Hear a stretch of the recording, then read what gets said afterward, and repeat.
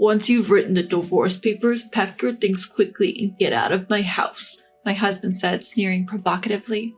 Beside him, his mistress was dreamily looking around the house. Wow, all this high-end brand furniture. How lovely. It's a house that fits me perfectly. I felt a twinge at those words and reminded my husband. Just so you know, I'm taking all my personal things with me on moving day, okay? Then my husband looked at me as if he was about to burst out laughing. Of course. If your stuff was left behind, it would just remind me of the miserable days we've had so far. Apparently, he still doesn't understand the true meaning of my words. Just watch. Make sure you don't regret it later. My name is Karen. I'm a 26-year-old interior coordinator. My husband Joseph is 31 and works in the construction industry. We met through our hobby of DIY and have been married for a quick 3 years. At first, we cared for each other, but now I feel grateful we didn't have children.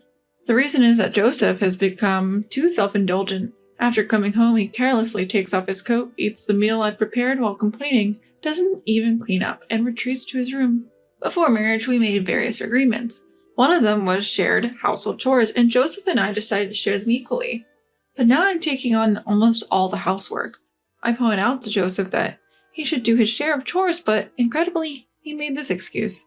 Housework is easy, so it's natural for women to do it. Men have to take responsibility for work, so I don't want to do housework. He started to easily throw this rigid opinion at me, which he had never voiced before our marriage.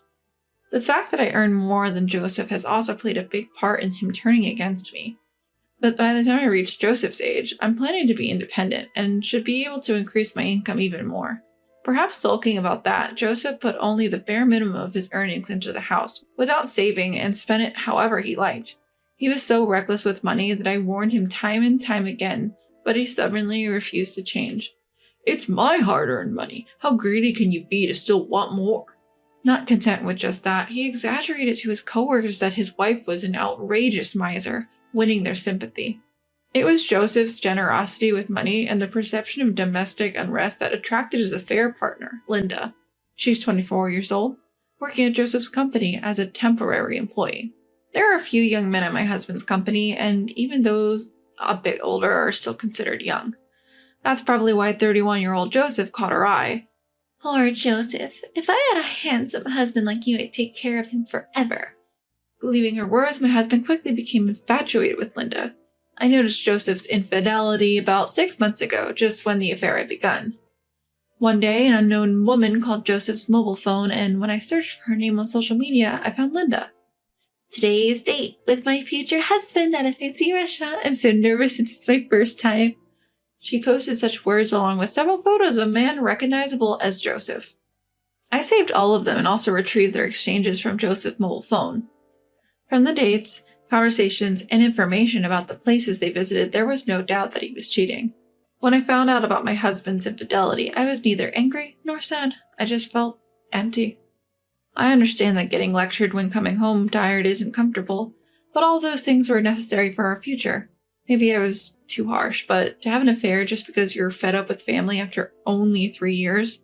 I let out a heavy sigh. Certainly, I can't afford to be down and do nothing. I've been working hard, thinking that compromise was necessary between us, but I simply can't tolerate the cheating. I'm going to divorce him. I started looking for a lawyer to divorce Joseph. 1 month later, on a Saturday, I decided to bring Joseph and Linda together for a discussion. Naturally, they were shocked when I contacted Linda. They probably never thought I would find out about the affair, but perhaps out of joy for the marriage, Linda seemed really thrilled. She neither apologized nor tried to justify the affair to me, and immediately said, Karen, are you really okay with this unprecedented compensation? I'm so happy. I calmly replied to her, That's right. Joseph and I decided before our marriage not to divide our assets. At that moment, Linda held hands with Joseph and celebrated. Yes, Joseph and I had talked beforehand, even about what would happen if we ever divorced. In exchange for not dividing the assets, the compensation I would receive was also small. I was working too, so I didn't mind that part, but what made me angry was the complete lack of remorse for the adultery. How wonderful to live in such a stylish house with you, my love. And all the furniture is from a high-end brand. The appliances are the latest too. It's just the perfect house for me. I felt a strange sensation at those words, and as I handed over the divorce papers, I confirmed something with Joseph. Even during our marriage, there's no division of the things I bought. I'm taking all my personal belongings with me. You do understand that, right?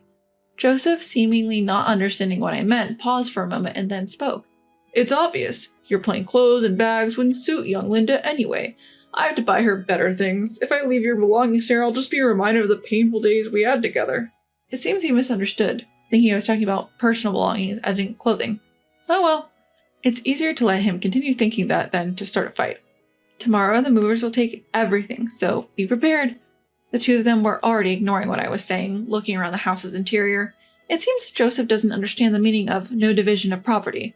But that's none of my concern. Take a good look while you can. Oh, I can't wait for tomorrow's move. The next morning, they came to see me off as if they were hurrying me to leave early. Ignoring them, I was waiting for the moving company's arrival. Then, right on time, a large truck arrived. The workers energetically called out to me. Thank you for choosing us today. We have another truck waiting nearby, so please don't worry. Linda, with a clouded expression, hesitated as she approached me. Do you have that many personal belongings? I held back a laugh and barely managed to answer. The house itself belongs to Joseph, but all the appliances and furniture are mine. That's why I said there will be no division of property, remember?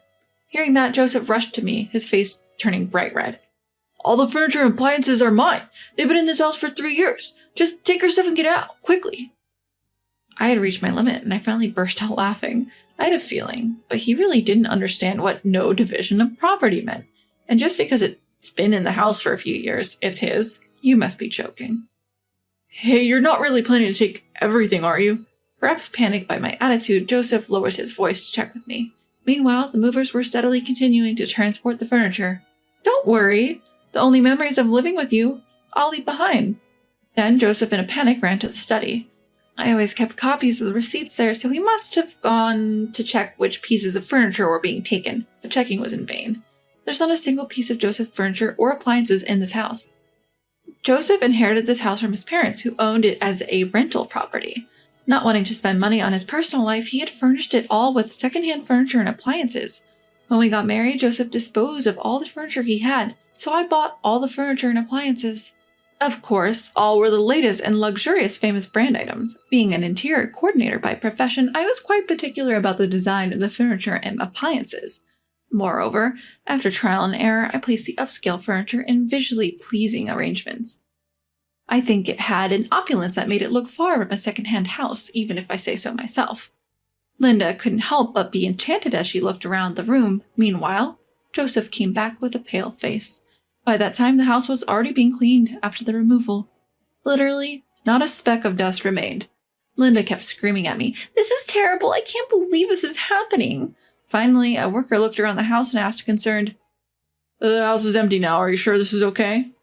"There's no problem since I'm moving out what I bought with my own money. Please deliver it to the address where my parents are in the new house," I said. Then the workers jumped into the truck and drove off briskly.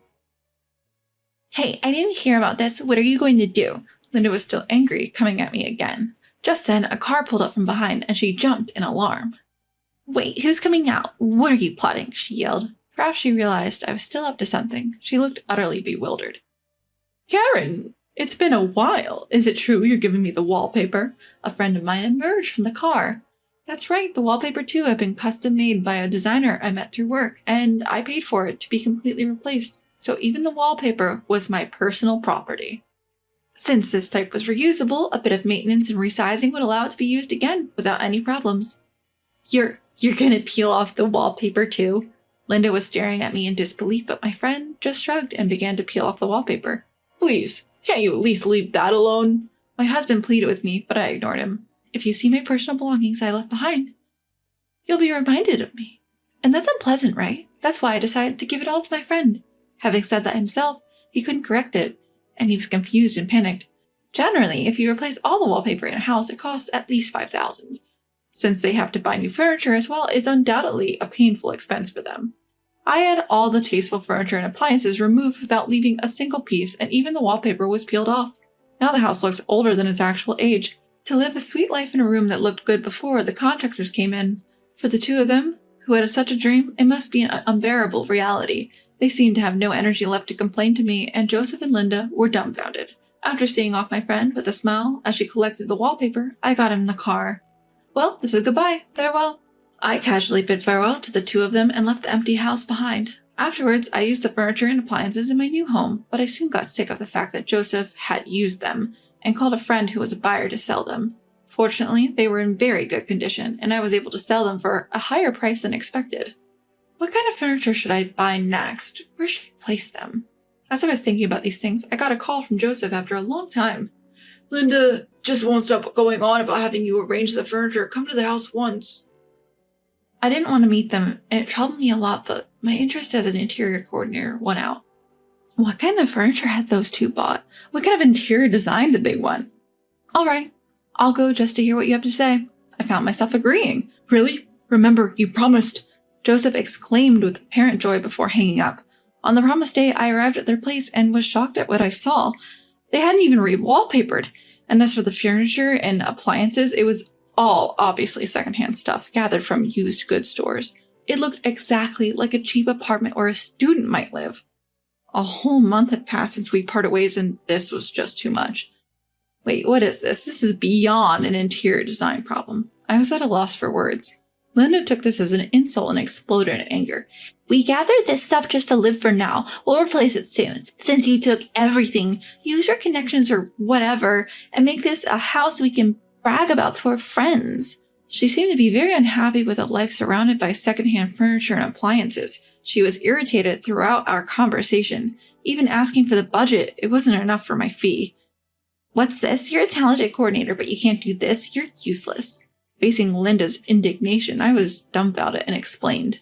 Any coordinator, no matter how skilled, can't do much with such a limited budget. This is ridiculous and way beyond connections. She seemed serious about having me arrange high-end brand furniture and appliances on such a tight budget. Linda, now entirely frustrated, finally began to explode in anger. What? Ridiculous. Did you come here just to look down on me? If you don't like it, I'll leave, but if you want to furnish your home on that budget, you should at least polish your interior sense. You really are making fun of me. But just because you have a slightly fashionable job, don't get so overconfident. Hey, stop it. Joseph tries to calm Linda down with a weary look on his face. Joseph, say something to her. Just stop it, both of you. Linda, please be quiet. I'm sorry for the noise. After everything, I had to marry Linda. But as you can see, she's angry all the time, and it's tough every day. Apparently, after I left, they had a big fight in the now empty house, but since Linda had already quit her job to get married and had reported the marriage to her parents, she had nowhere to go. Joseph confessed that he married Linda solely out of compromise so she would take care of the housework. But such a marriage was bound to fail, and thus he had given up so soon. Please, Karen, help me fix our relationship again, begged Joseph. I responded, clearly annoyed. What's this? Planning to cheat on me next? No, the thing with Linda was just temporary. Confusion. After you left, I realized that there's no one more wonderful than you, Karen. You're not serious, are you? I suddenly realized I had raised my voice. You're the one who told me to get out of this house, right? I divorced you, just like you wanted. You can't possibly expect me to change my mind now. Please, Karen, don't call me by my first name so casually. This rundown house is your chosen castle with your affair partner. You two should get along together. Wait, Karen. Ignoring Joseph's pleas, I quickly left the house. It's not worth satisfying curiosity by looking into someone else's downfall. What a life lesson, I thought to myself. Later on, I heard that Joseph and Linda begged their parents to help with the cost of purchasing furniture and appliances, but they were apparently disowned by both sets of parents. No one would help with buying furniture and appliances, let alone forgive them for marrying after an affair. So they reluctantly continued to live in that second-hand house. I can't even muster any sympathy for them anymore. It's the result of their actions. As for me, I recently met a male interior designer through work. Lately, on weekends, we've been going out together quite often. I've been cautious about dating men for a while, but maybe it's time to think about starting a new life. With those thoughts in mind, I'm off on another date today.